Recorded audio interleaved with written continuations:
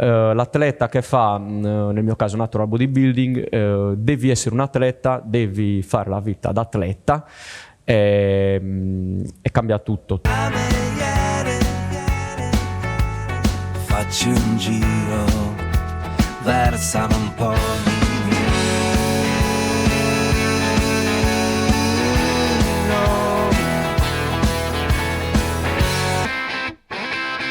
Benvenuti alla puntata numero 24 del nostro podcast Facci un giro.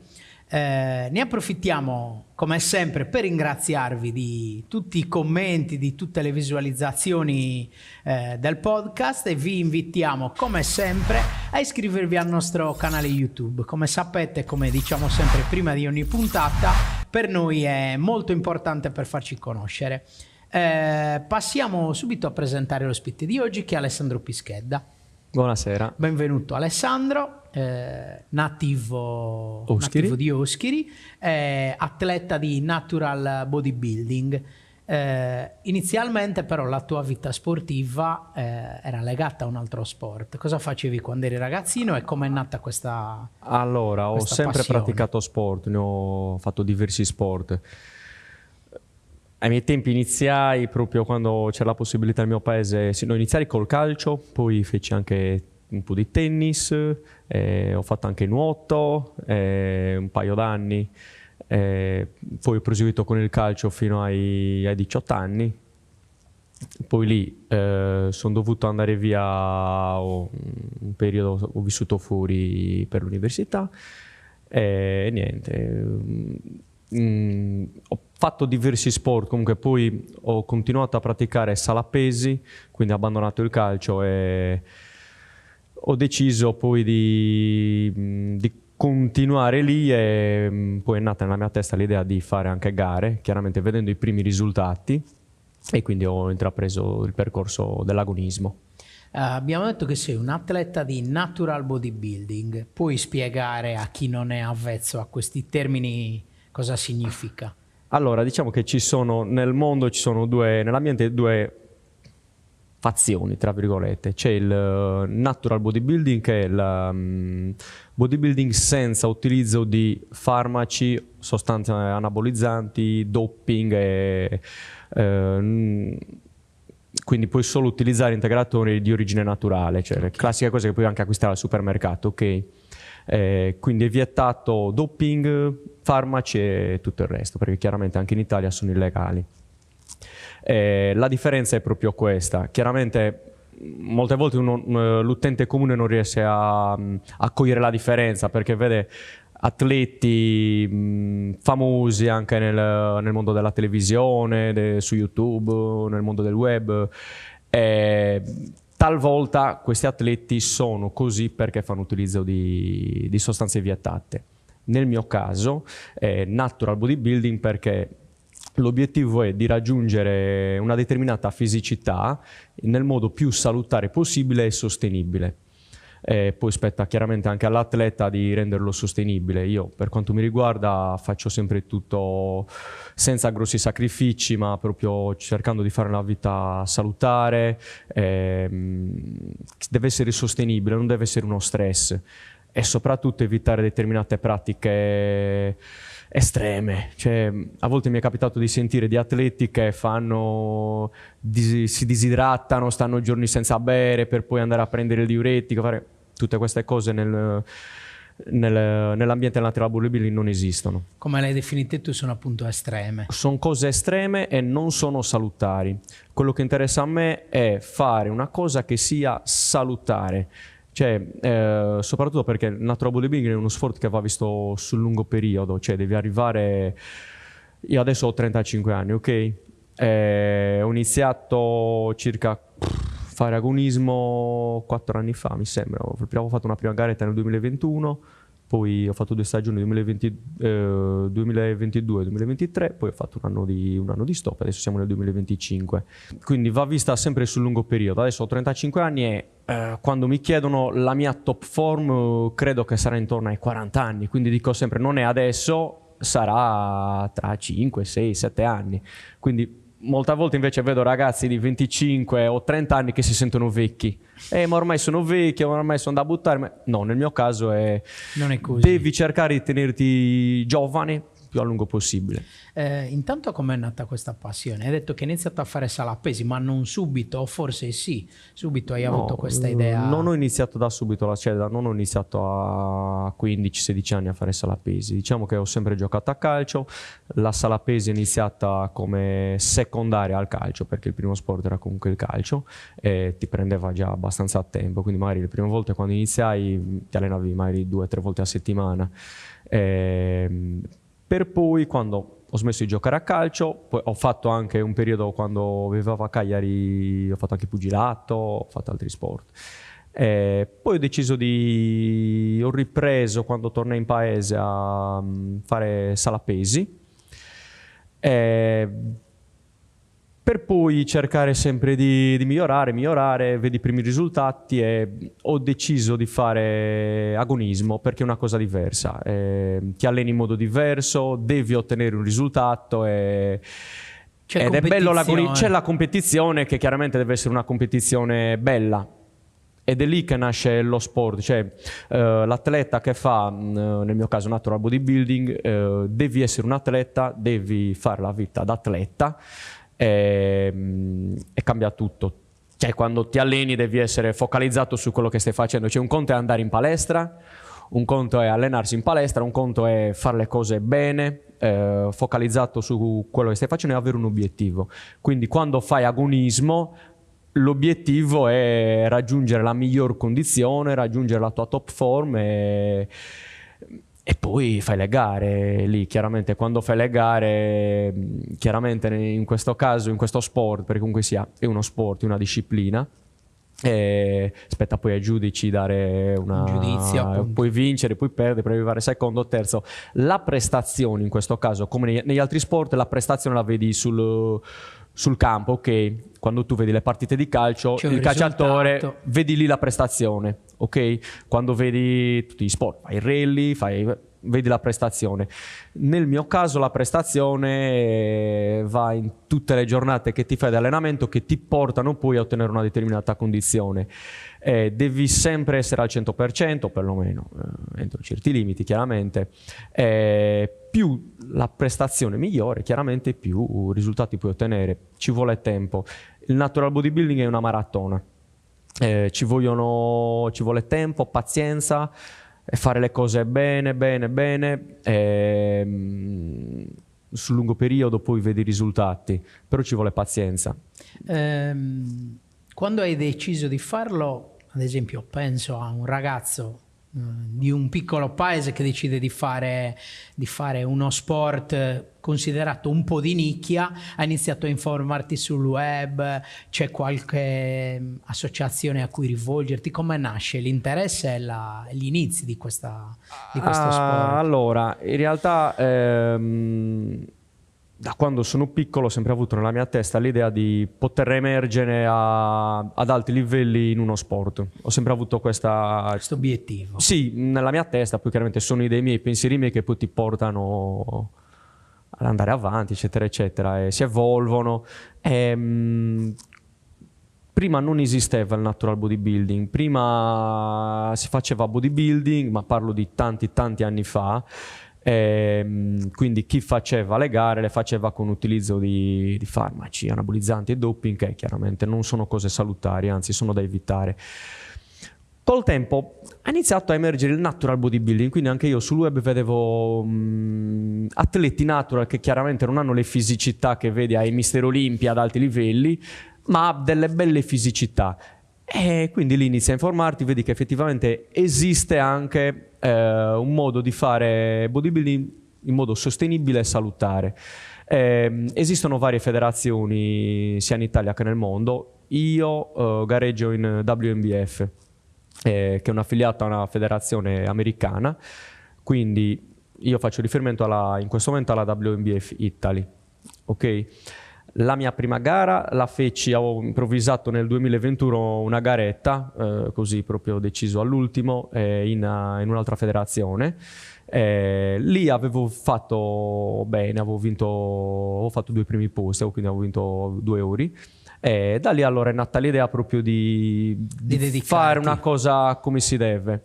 La mia idea era quella di farmi un percorso, quindi gare di selezione, nazione, eccetera, eccetera, per poter arrivare poi a fare un mondiale in America. Questa federazione dove gareggio io di base ha proprio il percorso che ti porta poi a fare i mondiali, quindi a confrontarti con atleti di tutto il mondo. Ok? Chiaramente devi uscire fuori per fare queste gare, non gareggi in Sardegna. In Sardegna sì, ci sono gare, ma non ci sono federazioni di natural bodybuilding. Più o meno ci sono altri tesserati come te, di che numeri stiamo parlando riferito alla Sardegna? Dico. Sardegna conosci altri? Pochi, no, Sardegna un paio mi sono capitati, ma veramente i primi anni mi ricordo 1 o 2 te ne capitavano, ma veramente pochi. In Sardegna l'idea del natural bodybuilding ancora non c'è. Non ha attecchito. No, fuori invece c'è. Mi pare di capire che la nazione che fa da apripista sono gli Stati Uniti in questo sport. Sì, chiaramente gli Stati Uniti sono grandi, cioè è diverso, cambia anche la mentalità e tutto il resto. Nel mio caso, quindi anche per poter fare le gare, quindi facendo riferimento alle federazioni che stanno fuori, quindi devi andare, gareggi, devi prendere l'aereo e vai a gareggiare fuori. Chiaramente io faccio tutto da solo, per conto mio, non ho un coach, non ho il preparatore, non ho il nutrizionista, quindi anche questo ho sempre fatto tutto in modo autonomo, mi sono sempre autogestito, quindi anche lì devi studiare, sperimentare, devi cercare il modo più ottimale possibile per ottenere un risultato. I primi anni infatti che andavo a gareggiare vedevo che ero praticamente l'unico che andava in autogestione, io andavo per i fatti miei, non avevo il preparatore che mi sponsorizzava, non avevo la casa integrazione che mi sponsorizzava, andavo per conto mio, io mi iscrivevo alla gara, andavo e partecipavo. Ho sempre ottenuto dei buoni risultati comunque. Una cosa che notavo era proprio questa, che andavo proprio un fantasma, andavo per conto mio. Mentre gli altri magari avevano la sempre squadra preparatore. Come funziona qua? C'è chi c'ha il preparatore, quindi il coach, poi c'hai il nutrizionista che ti segue, c'hai il posing coach, perché anche lì chiaramente quando fai le esibizioni devi posare. Hai parlato di gareggiare, spieghiamo un po' a chi non conosce bene in che cosa consiste la gara. Alla fine è un'esibizione, fai vedere i risultati ottenuti tramite l'allenamento. Quindi delle posizioni magari per far vedere determinate fasce muscolari. Assolutamente sì. Poi allora ci sono varie categorie, ok? Io faccio main physique, ok? Ogni categoria ha le sue... devi presentare una determinata fisicità, ok? Quindi nel caso della mia categoria devi presentare una fisicità estetica, muscolare, si parla sempre di un V-shape, quindi devi avere magari, che ne so, fianchi stretti, le spalle larghe, eccetera, eccetera. Poi ci sono altre categorie, ok? Chiaramente l'atleta sceglie la categoria che più lo rappresenta. Anche per nascita di fisico, uno sì, nasce con determinate... Una cosa che mi è piaciuta molto è, prima non esistevano i main physique, ok? Tanti anni fa non esistevano, che c'era un'unica categoria. Quando ho visto questa categoria mi piaceva, questa categoria estetica, i main physique, anche lì mi sono appassionato perché mi piacevano, ok? Mi piaceva proprio quel tipo di fisicità, quindi il mio obiettivo era raggiungere quelle forme, e anche quello mi ha un po' motivato per comunque intraprendere questo percorso. Quando hai iniziato avevi un fisico pronto, predisposto, nasce? No. Hai parlato di qualcuno che dice ormai sono un vecchio, invece tu hai detto probabilmente il top della mia forma lo raggiungerò fra 5 anni, ovvero a 40 anni. Sì. Quanto conta il DNA e come si nasce, oppure tutto è possibile da migliorare? La genetica è uno sport in cui la genetica potrebbe essere fondamentale, ok? Ma come in tutti gli sport, andiamo a vedere la corsa, ci sono i giamaicani che sono fortissimi, ci sono nel calcio, in tutto, chiaramente la genetica conta in tutti gli sport, come anche nel bodybuilding. io personalmente non è che nasco con la genetica predisposta per fare questo, non è che nasco con delle grosso, sono sempre stato magro da ragazzino, sono nato proprio magro. Quindi ci sono molti atleti che nascono già che hanno già muscolari, grossi, quindi dove magari basta hanno il poco. lavoro un po' facilitato, Sì, inizialmente almeno. Sì, nel mio caso non credo di avere una genetica predisposta per fare questo. Ho sì delle linee adatte per la categoria che faccio, però ci vuole comunque tempo per maturare. Allora, io nel mio caso i risultati sono dati da allenamento fatto bene. Ok, quando mi allenavo a 26 anni, 27 anni, chiaramente quando ancora non facevo agonismo non avevi gli stessi risultati, ok?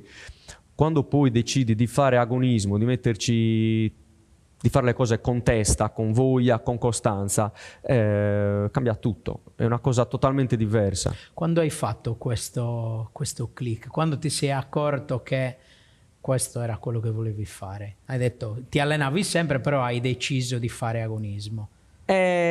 Allora, io già da piccolo comunque sia, c'è sempre stata la passione anche nel mondo della palestra, sai, quando ti guardi i film di Schwarzenegger da piccolo, tutto quanto, ok? C'è sempre stata. Ho deciso di fare agonismo perché chiaramente non facendo più calcio, non facendo altri sport, la sala pesi mi permetteva di, nonostante l'età, chiaramente, di poter... E soprattutto ho scelto questo perché è una cosa individuale. Ok? Cioè tu ti alleni Dipende all'ora da che te. vuoi, fai quello che vuoi, non è uno sport di squadra, è uno sport individuale. Quindi è una cosa che fai per te stesso e dipende da te stesso. Comunque sia anche meritocratico, ok? Più fai le cose bene, non dipendi da una squadra, ok? Dipendi da te stesso. Da te stesso, esatto. E questo è fondamentale perché non c'è una squadra dietro, è diverso. Sono sempre stato una persona molto chiusa in me stesso e questo sport mi permetteva di poter esprimere il mio potenziale. Okay? Dopo quanto tempo hai iniziato a vedere i primi cambiamenti nel tuo fisico? Abbiamo detto che l'hai definita una maratona proprio perché non è che in 2 giorni ottieni i risultati, no. È una cosa che va fatta nel tempo. Dopo quanto tempo hai iniziato a vedere dei cambiamenti che magari immagino hai visto e ti hanno ulteriormente stimolato a continuare su questa strada? Ma allora, già io ho iniziato a fare palestra, credo, ho fatto un paio d'anni nella palestra di Oschiri, chiaramente, forse quando, non so se mi ero iscritto a 16-17 anni, fino ai 18. Poi avevo smesso, avevo continuato un po' così, ma non in modo costante, ok? Sì, a 18 anni qualche risultato c'era, ma chiaramente se ora mi guardi indietro era un risultato veramente... non erano grossi livelli, ok? Poi avevo ripreso chiaramente dopo... Poi ho fatto pugilato nel frattempo, tanti altri sport. Tra i 27 e i 28 anni... Anzi no, forse sì, tra i 27 e i 28 anni mi ero allenato bene quegli anni lì e quindi lì avevo già visto un po' di risultati, per poi nel corso degli anni migliorare. Poi chiaramente la prima gara l'ho fatta nel 2021, una gara un po' improvvisata, è andata abbastanza bene. Da lì ho deciso proprio di fare le cose bene, quindi fare una bella off season fatta bene, ti alleni, ti prepari per le gare, per fare tutto un percorso che poi ti porta ad alti livelli, ok? Quanto tempo occupa l'allenamento nella tua giornata? Se devi preparare, mettiamo che intanto quanto tempo prima decidi che devi preparare una gara?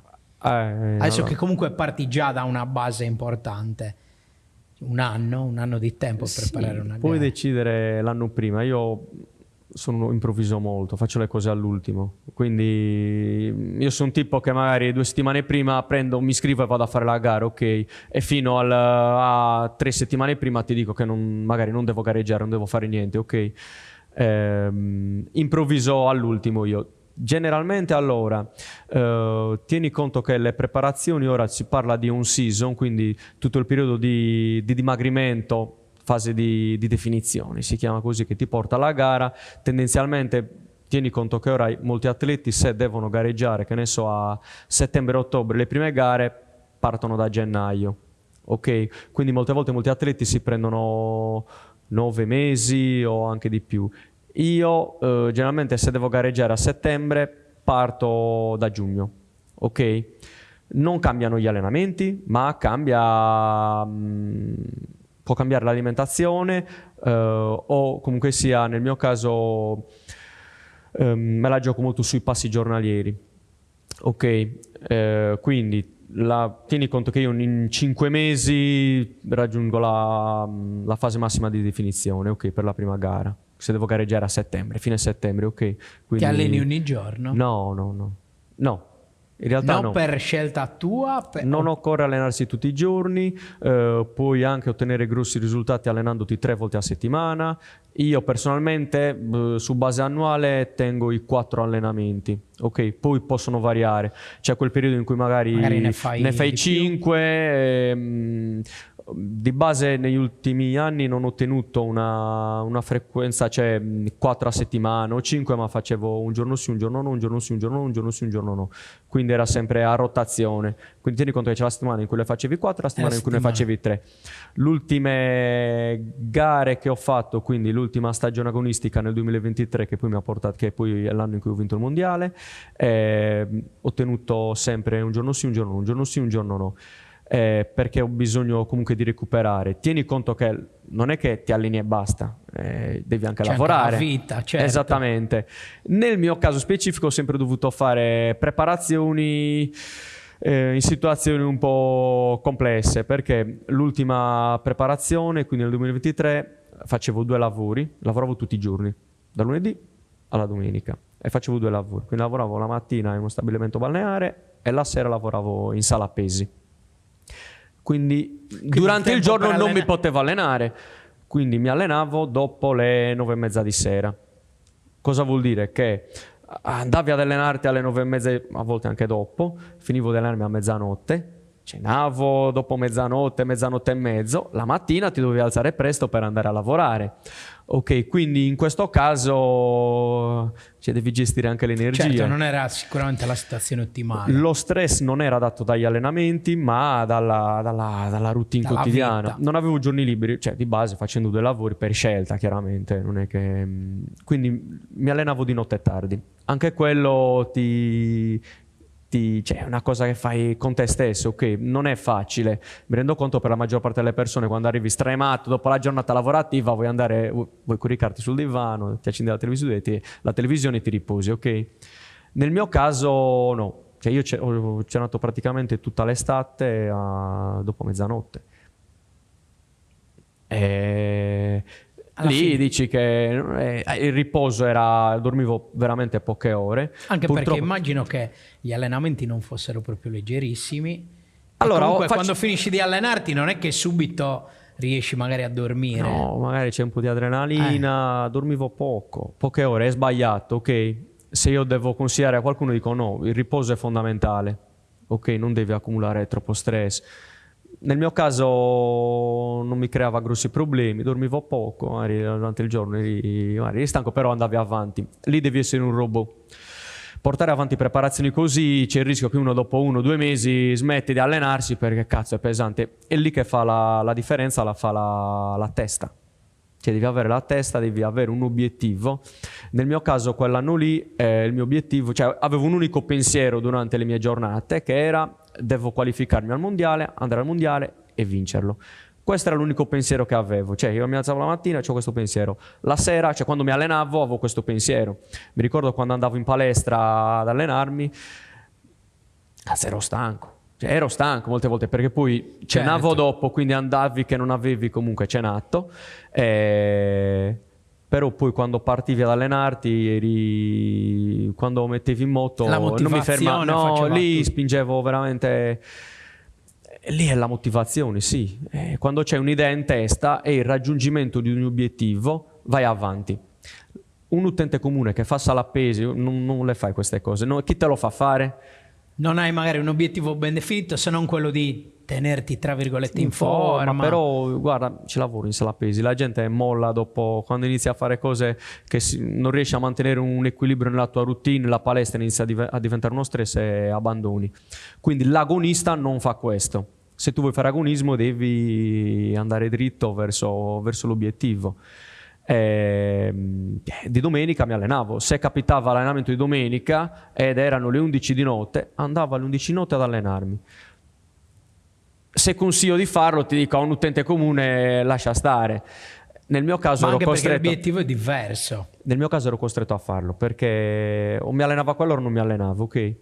Hai parlato del mondiale, ci stavamo per arrivare, hai parlato anche di qualificazioni, perché non è che uno prende, si iscrive e lo fa, sei dovuto passare tramite delle qualificazioni, delle selezioni. Quanto è stato duro e quanti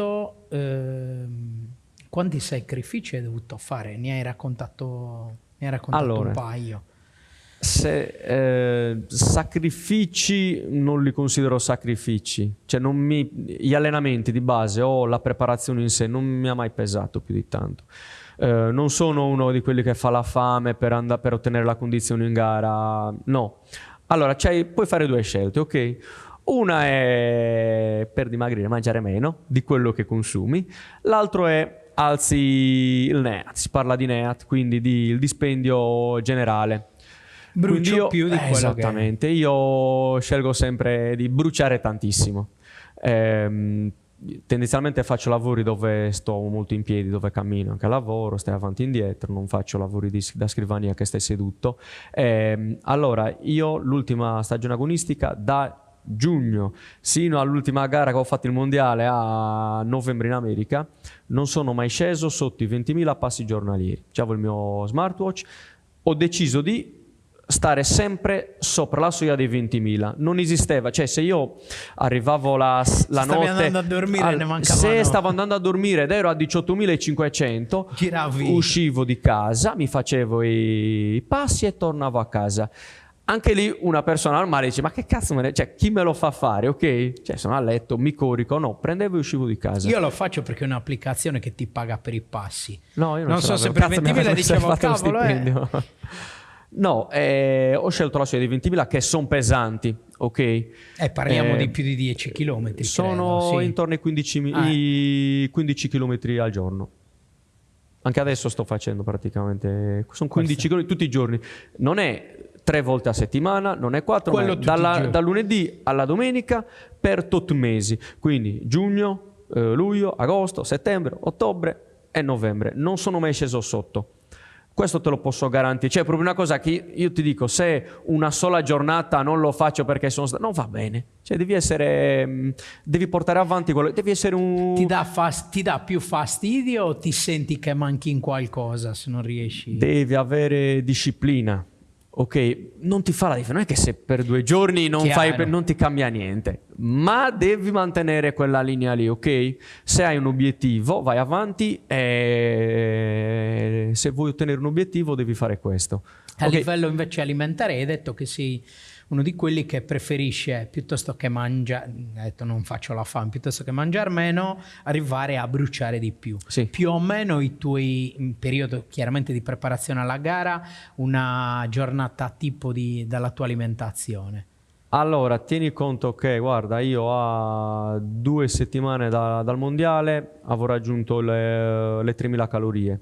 Ok, ho avuto dei periodi in cui stavo di media, tieni che sono stato magari ai 2009, 2008, alcune giornate base le ho fatte a 2007, ma non sono mai sceso sotto a fare la fame. Per chi sa un po' come funzionano i macronutrienti per un determinato apporto calorico, sono tante.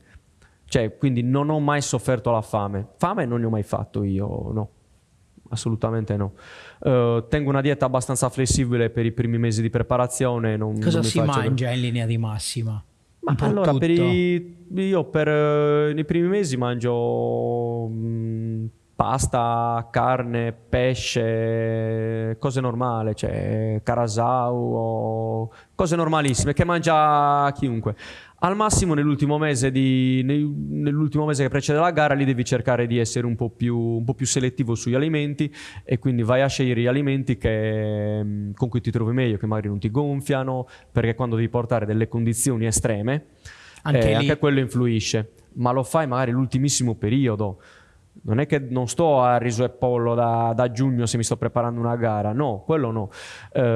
Anche lì puoi tranquillamente fare una preparazione agonistica e ottenere un'ottima condizione senza mangiare pollo, senza mangiare riso, e scegli quello che ti piace. Che il riso e pollo è un po' Ci sono dei dogmi anche in questo ambiente, il riso e pollo, non è così. Oppure, sai, quando esci, la gente, quando fai palestra, c'è sempre gli amici che ti sfottono. Ma non ti bevi una birra, una pizza?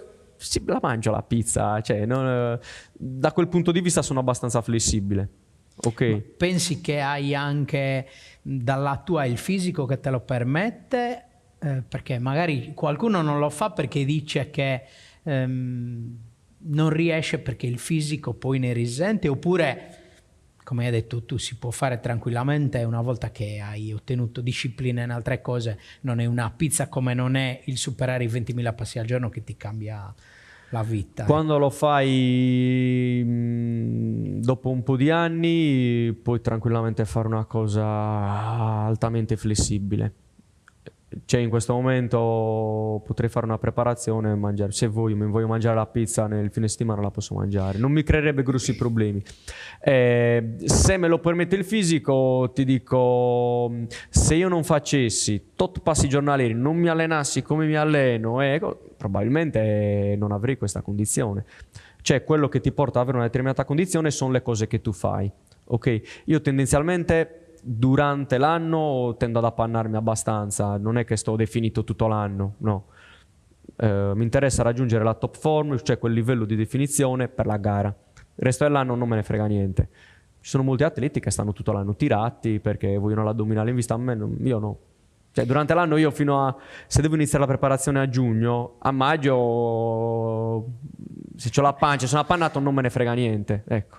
Ecco, non mi sembri di quelli che... Non sono fissato assolutamente, e non consiglio alle persone di fissarsi, di essere così. Cioè, devi anche vivere, devi stare sereno. Hai usato una parola che è stress, che quando porti, come in tutte le cose, che sia per una performance sportiva o per il lavoro o per altro, lo stress provoca... Lo stress è nemico, non è salutare.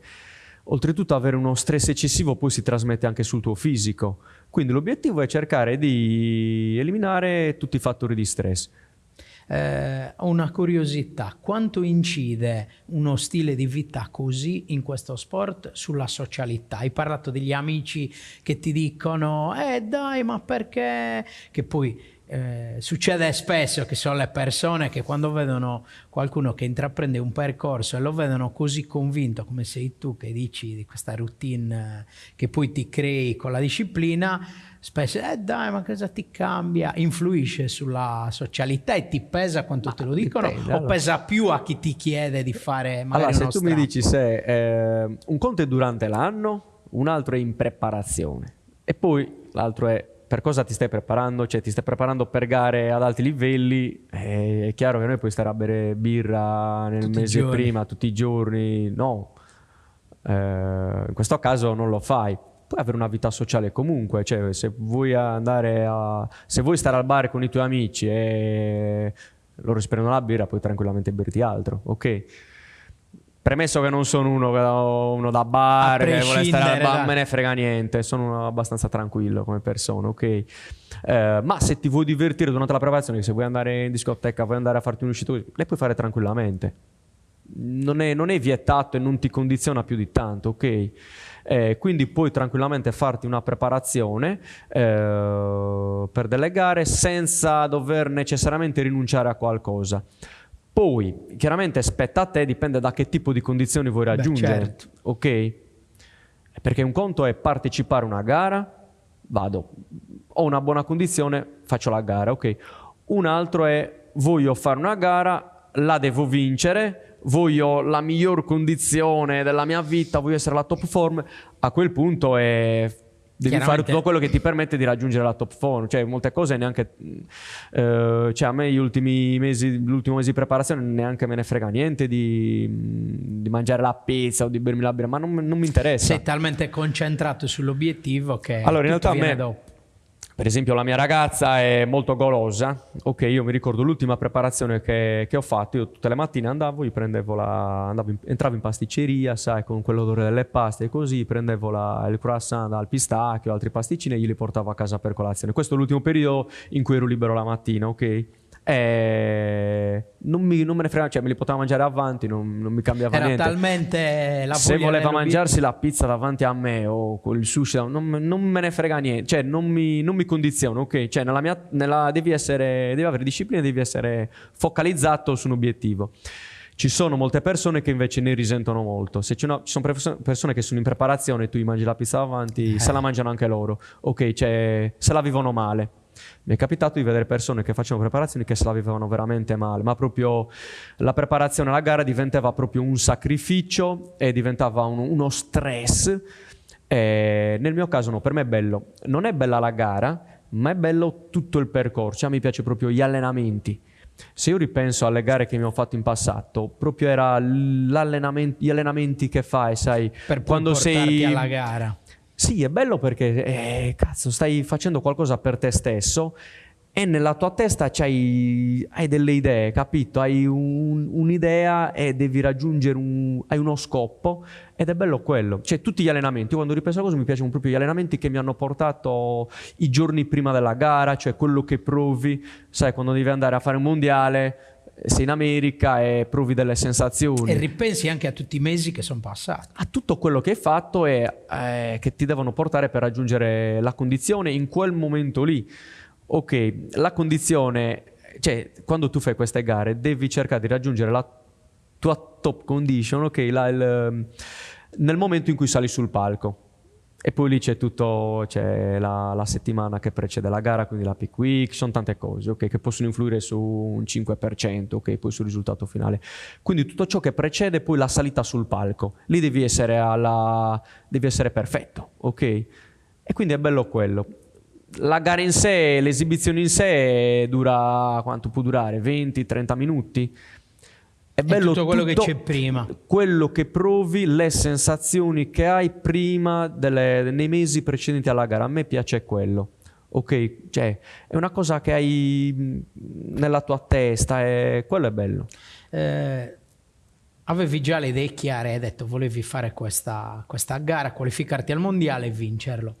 Volere e potere e sei riuscito a ottenere il titolo mondiale. Sì, allora è nato tutto dall'anno prima. Allora io ho fatto la mia prima stagione agonistica seria, togliendo la gara nel 2021, nel 2022. L'anno ho fatto le gare di selezione, il mio obiettivo quell'anno era qualificarmi al mondiale in America. Io volevo andare in America e gareggiare, volevo proprio fare questa cosa.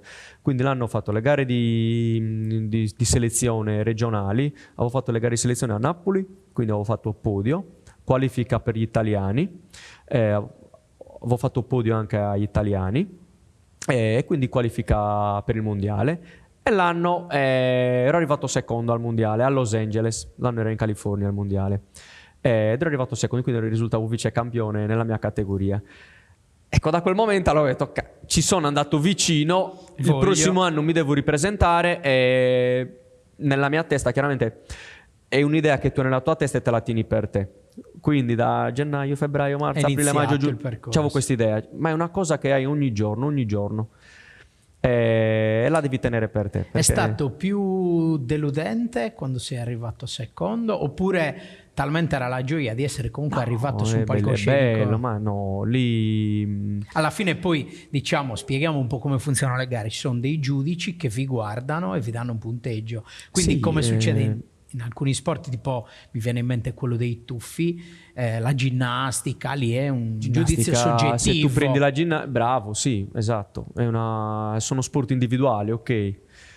No, nel tuo Cioè caso non c'è i un confronti- cronometro che dice tu sei il primo e lui è il No, secondo. no, esatto. È un giudizio di una o più persone. Esatto, poi io posso presentare un determinato tipo di fisicità che per me va bene, E per un può andare altro. bene per altri, se un giudice ci sono 10 teste, a 3 teste piaci e alle altre 7 no, e cosa ci fai? Niente. Ricordi chi Se non- aveva vinto quando sei arrivato secondo? È un inglese.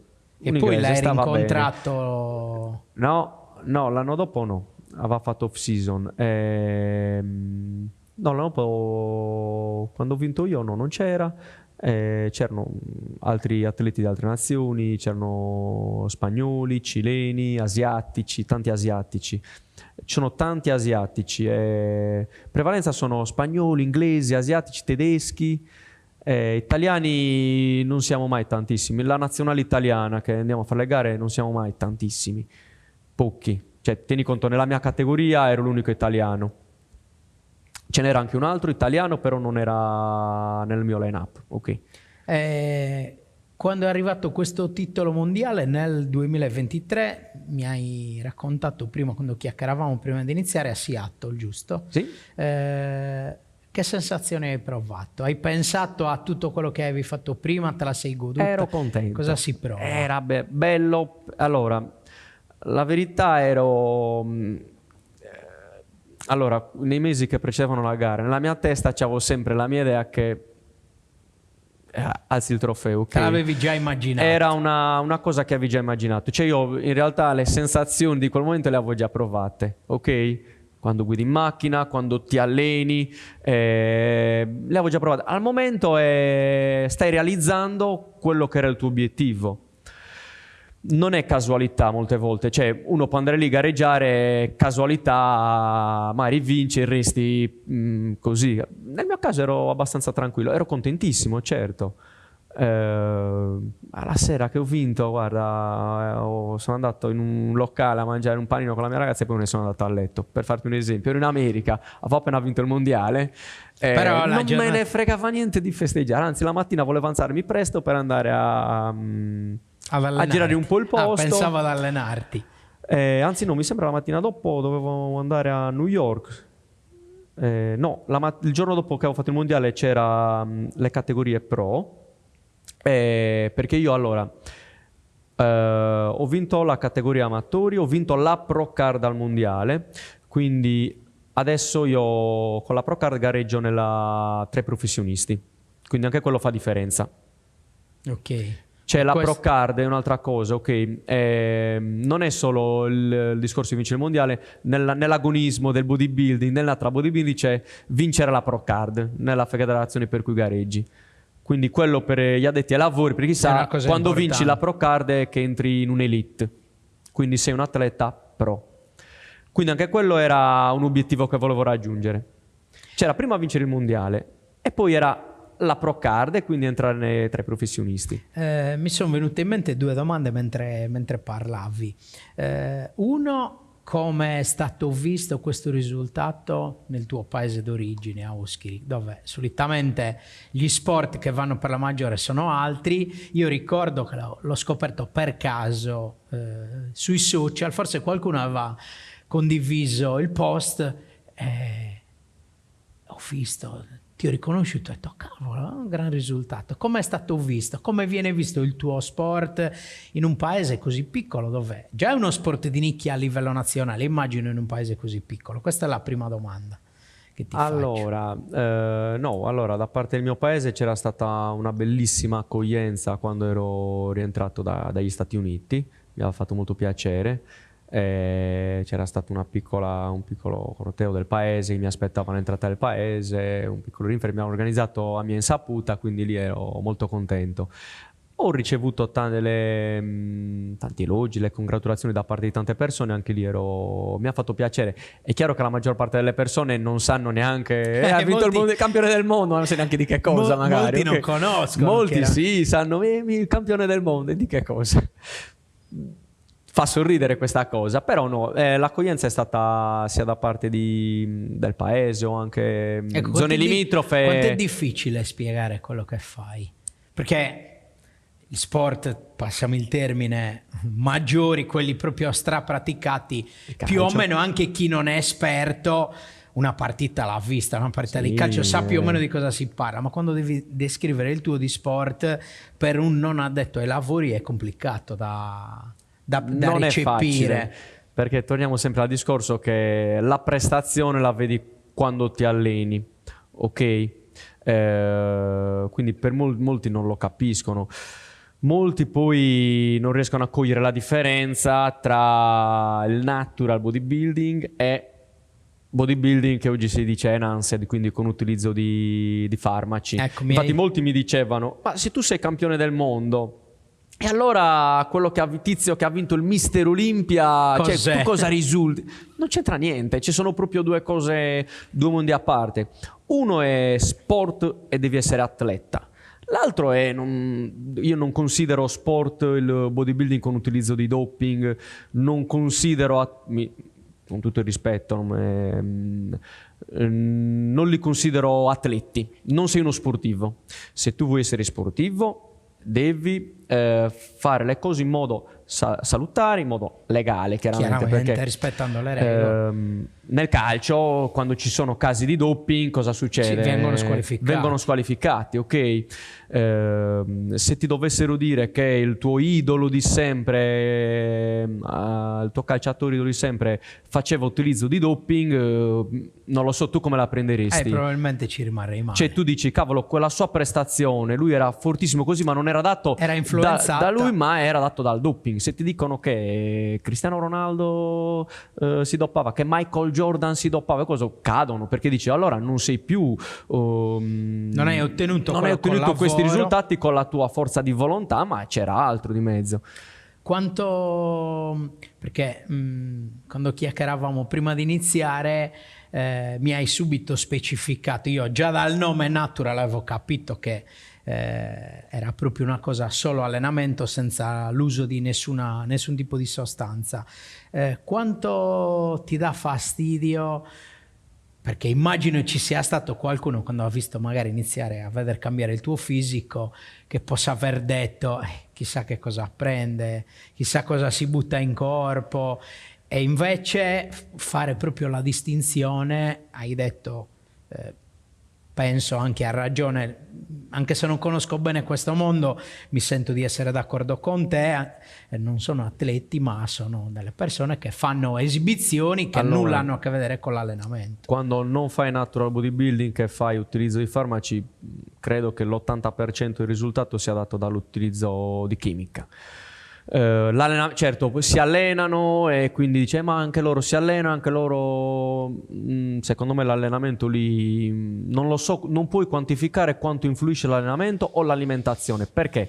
Perché c'è altro dietro. Quanto puoi dire quanto c'è di doping sul raggiungimento di risultato e quanto c'è allenamento? Certo. Non lo puoi stabilire. Nel natural bodybuilding invece lo puoi stabilire, perché sai che è solo allenamento e è solo allenamento di base. Se tu mi chiedi cosa conta di più, allenamento. Se tu vuoi creare tutti i processi che portano poi a generare ipertrofia, allenamento. Stop. L'allenamento è la base. Poi viene l'alimentazione, ma è comunque secondario all'allenamento. Al massimo l'alimentazione entra in gioco negli ultimi mesi di preparazione che precedono la gara, e lì, ok, sì, lì devi fare attenzione, cerchi di mangiare le cose giuste, eccetera, eccetera. Però la base è l'allenamento, ok? Nel natural bodybuilding puoi quantificare quanto c'è di allenamento, tolta la genetica. Ci sono quei atleti che hanno una genetica da paura, possono anche allenarsi male, comunque si hanno ottimi risultati, come in tutti gli sport. Bolt nella corsa, sicuramente i fattori genetici hanno influito più dei suoi allenamenti, immagino. Quindi questo anche nel natural bodybuilding. Però l'allenamento è alla base. Molte persone non riescono a cogliere quanto c'è di allenamento lì. Ok, anche tu quando mi hai detto ma i tuoi compaesani o le persone che ti hanno visto capivano cosa vuol dire, molti non sanno la differenza tra allenarsi in un determinato modo oppure frequentare la palestra. Un conto è entrare in palestra, fai esercizietti così, un altro è fare l'atleta, ok? Se tu vuoi fare natural bodybuilding devi essere atleta al 100%, cioè devi fare l'atleta.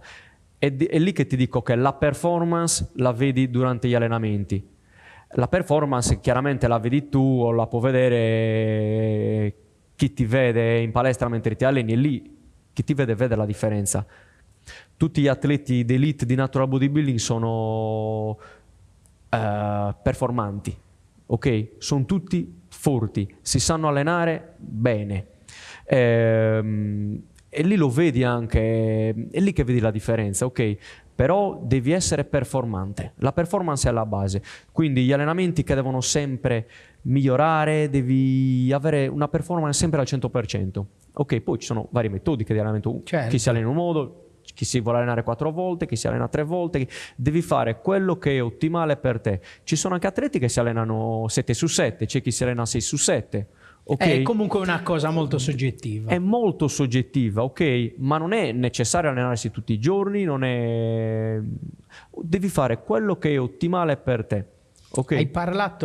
Hai raccontato che eri forse l'unico, uno dei pochi che non aveva dietro uno staff con un coach, un nutrizionista e altre figure che accompagnavano gli atleti. È una scelta? Riusciresti a stare sotto una persona che ti dice quello che devi fare, oppure hai raggiunto talmente una consapevolezza del tuo fisico che dici: io ormai mi conosco come le mie tasche, anni che mi alleno in quel modo e quindi so io di che cosa ho bisogno?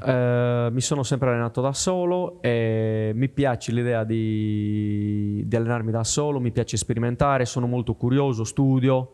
Anche lì c'è dietro tanto studio, devi mantenerti aggiornato con le ultime evidenze scientifiche, mi piace molto provare e poi voglio ottenere un obiettivo con le mie forze. Quello okay? vale doppio, perché non lo ottieni solo da atleta, ma ti sei anche come preparato coach, da solo. Esattamente, quindi anche lì ti valorizza come coach.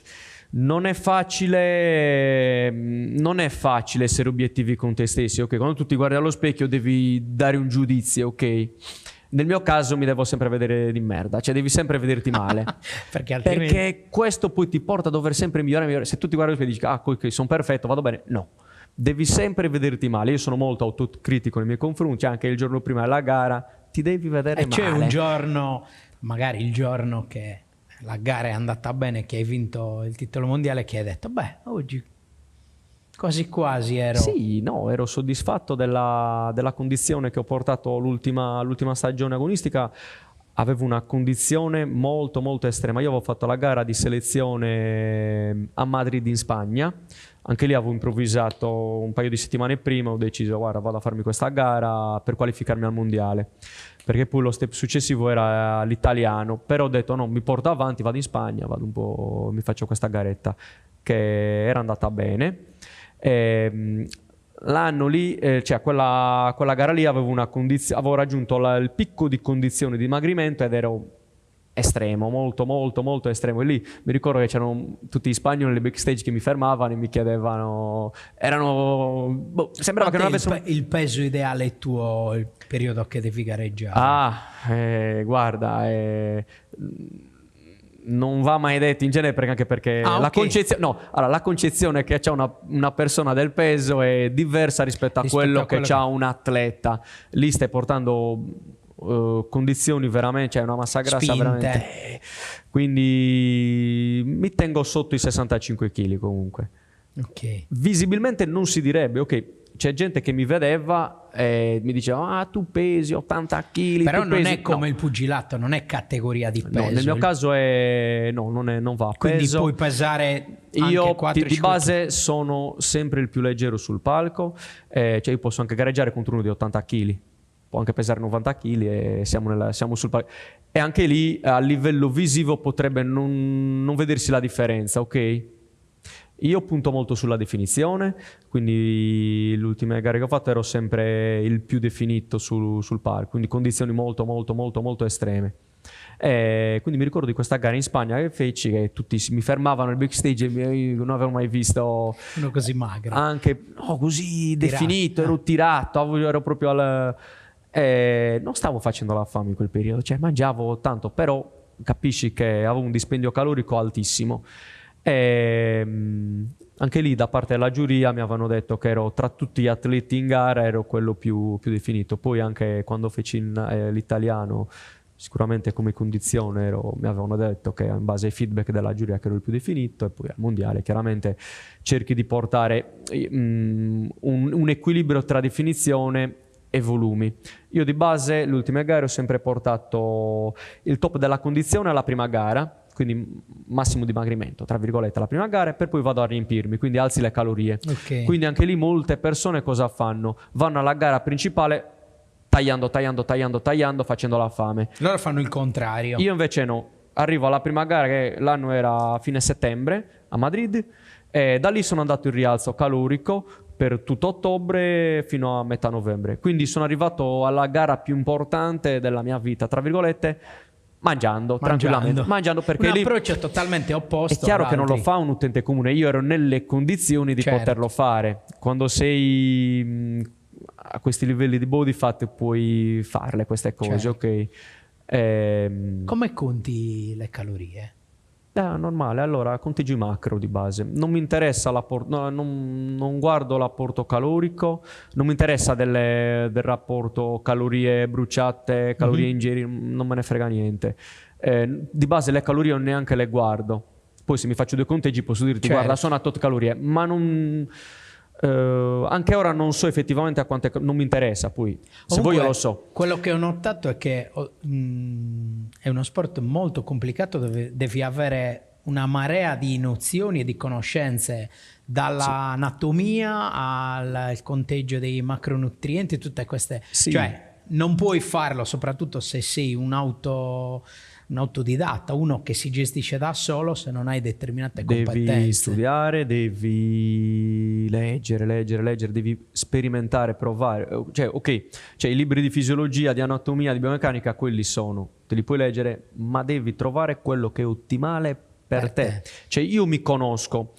Se io adesso mi facessi seguire da un'altra persona, magari il coach più preparato al mondo, potrei non avere lo stesso risultato. Cioè, io conosco me stesso, so come rispondo agli stimoli, e questa cosa comunque è bella perché ti porta sempre a doverti migliorare, non solo come atleta, ma anche come coach di te stesso. Non è facile. Anche tu prima hai chiesto, quando andavi alle prime gare vedevi che c'erano tutti gli atleti con il coach, anche lì mi ricordo quando sono andato quando io vado alle gare sono un fantasma.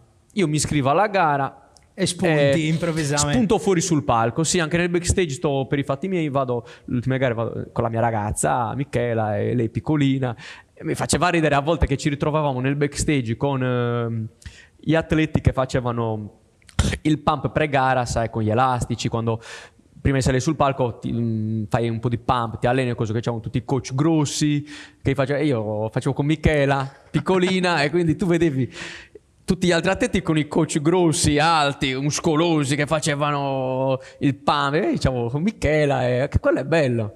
L'unico, mi ricordo anche al mondiale, Michela era sempre la mia e ovviamente, mascotte. Come dicevo prima, per poterlo fare devi avere delle conoscenze, altrimenti sei obbligato. Se non hai questo tipo di conoscenze, ti devi per forza o studiare, prepararti o affidarti a uno che ce le ha per te. Ma a quel punto, come hai detto tu, non è detto che un coach anche preparatissimo riesca a ottenere lo stesso risultato. O magari ti fa anche ottenere un risultato migliore. Non è detto. Certo. Però a me piace, sono sempre stato curioso, voglio sperimentare, voglio trovare io la mia strada, e mi piace, è bello, è divertente. Abbiamo parlato della differenza tra natural bodybuilding e invece abbiamo citato Mister Olympia, ma quell'altra parte, diciamo, del bodybuilding. Voi venite anche sottoposti a controlli antidoping e dei controlli proprio per vedere che non si utilizzino. Sì. Come funziona? Allora, venite controllati prima della gara? Cosa fate? Un prelievo di sangue? Allora, la federazione per cui gareggio io, premesso che ogni federazione anche di natural bodybuilding ha la sua politica antidoping. La federazione per cui gareggio io è molto seria, ha una politica antidoping che credo a livello mondiale sia la più seria. Tra i vari test, ok, facciamo il test delle urine, che generalmente a me li hanno sempre fatti subito dopo la gara, o a meno che non ti testano in off season. Anche perché rischi di venire squalificato, giustamente. Assolutamente, se vieni trovato... ma allora tu firmi un contrattino prima della gara, firmi un contrattino in cui affermi che non hai mai fatto utilizzo di farmaci, di doping, sostanze anabolizzanti, eccetera, eccetera, e potrebbero anche multarti qualora tu abbia dichiarato il falso, e comunque squalificarti. Allora, la federazione per cui gareggio io fanno oltre ai test dell'urine, premesso che i test dell'urine te li possono fare o subito dopo la gara, oppure possono anche farteli fare in off season. Io, essendo pro nella federazione, potrebbero farmi il test in qualsiasi momento, ok? Uno dei test antidoping che fa la mia federazione è il poligrafo. Quindi, per poter garantire che chiaramente cosa succede? Il test delle urine è relativo a questo momento qua, gli ultimi mesi di preparazione, ma se un atleta ha fatto utilizzo di anabolizzanti 2 anni prima o 3 anni prima, chiaramente dai controlli dell'urine non lo vedi. Quindi la mia federazione fa il test del poligrafo, che sarebbe la macchina della verità. È una metodica che si usa in America, che in questo caso fanno i professionisti americani, che si utilizzava, ma credo che sia ancora in vigore anche nei tribunali, cioè che facevano nei processi, eccetera, eccetera. Quindi mi sono sempre sottoposto al test del poligrafo. Quindi ti attaccano tutti i sensori, rileva battito cardiaco, sudorazione, in base alle reazioni, alle pulsazione, risposte. esatto, cioè rileva tutto e ti fanno le domande. Devi dichiarare il falso, devi dire la verità, e ti fanno tutte le domande poi relative a se hai mai fatto utilizzo di farmaci. Questo è un metodo utile per vedere se l'atleta negli ultimi 10 anni ha mai fatto utilizzo di sostanze anabolizzanti. Ok, chiaramente dai test di urine magari non puoi vedere se sono retroattive, nel senso tu magari ne hai fatto uso e lo scoprono attraverso questo test e puoi venire squalificato anche se è successo vieni squalificato. No, tu dichiari di essere... Si usa il termine drug free ora, ok? Anche ora c'è il termine natural e c'è drug free. Per me uno che è natural è uno che non ha mai fatto utilizzo...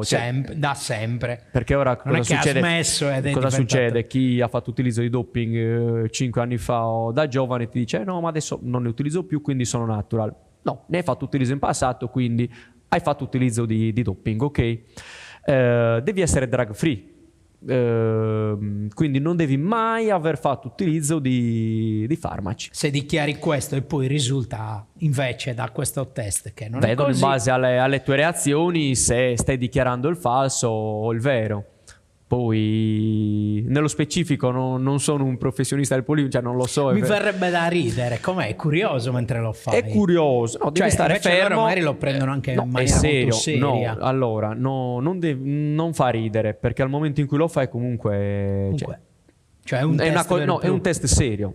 No, niente, ti attaccano sensori, rilevano fa ridere, mi immagino quando ti hanno detto devi fare il test della verità. Certo che la macchina della verità la fai. È chiaro che c'è sempre nella tua testa l'idea che possa non essere affidabile. Tu mi dici ma io sono teso, sono nervoso prima della gara, può essere che hai, che ne so, i battiti, cioè possono influire, se il nervosismo può influire sul risultato, non lo so.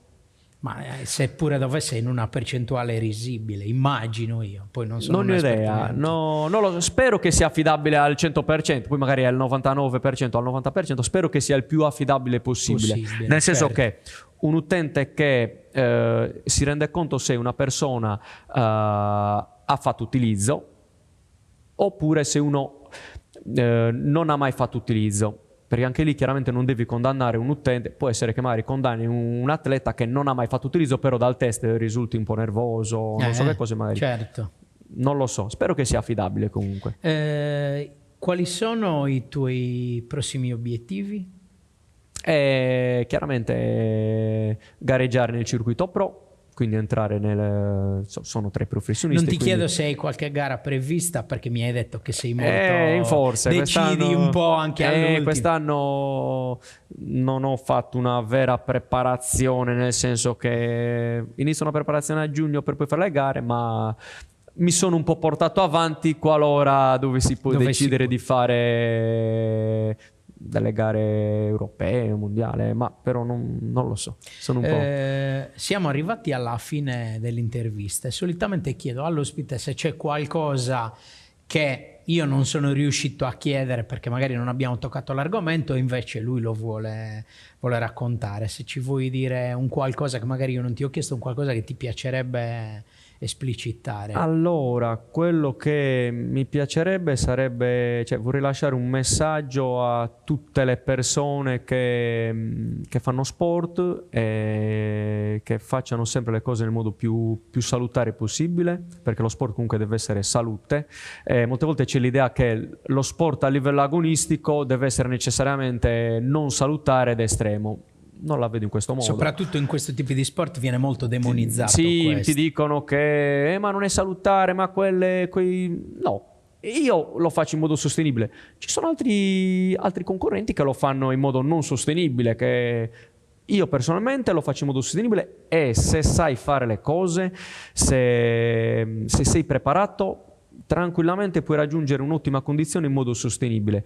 L'unica cosa che voglio è che si faccia sempre in modo salutare e bisogna stare lontani da doping, dall'utilizzo di farmaci illegali e tutto quanto, perché purtroppo anche adesso negli ultimi tempi si è alzato la percentuale di ragazzini o persone che vanno in palestra. Ok, diciamo che negli ultimi tempi tramite web, Instagram, TikTok, influencer vari. Molto pubblicizzato. Le nuove generazioni tengono molto a questa roba dell'apparire, devi essere perfetto e anche questo magari ti può portare a fare delle scelte sbagliate. Ok, perché oggi ci sono ragazzini che a 16 anni o anche prima iniziano a fare utilizzo di sostanze vietate, di farmaci, senza mettersi il problema che si stanno facendo del male. Anche perché lo fanno senza perché lo fa l'influencer, no, consapevolezza. lo fa Tizio, ma prendi come esempio, prendi esempi sbagliati. Ok, quindi devi prendere come esempio atleti che fanno tutto questo in modo salutare, non ti devi rovinare la salute, cioè lo sport è salute, sai o no? Sì, sport e salute devono andare di pari passo.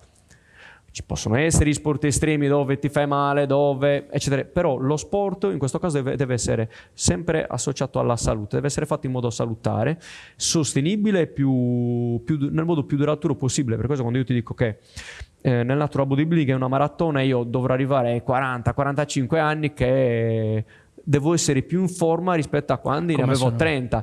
Io adesso alla mia età mi sento più in forma rispetto a quando avevo 20 anni. Questa è una cosa da non sottovalutare. Cioè tu più vai avanti con gli anni più devi cercare di tenerti in forma e magari anche ringiovanire. Ok, è una scelta.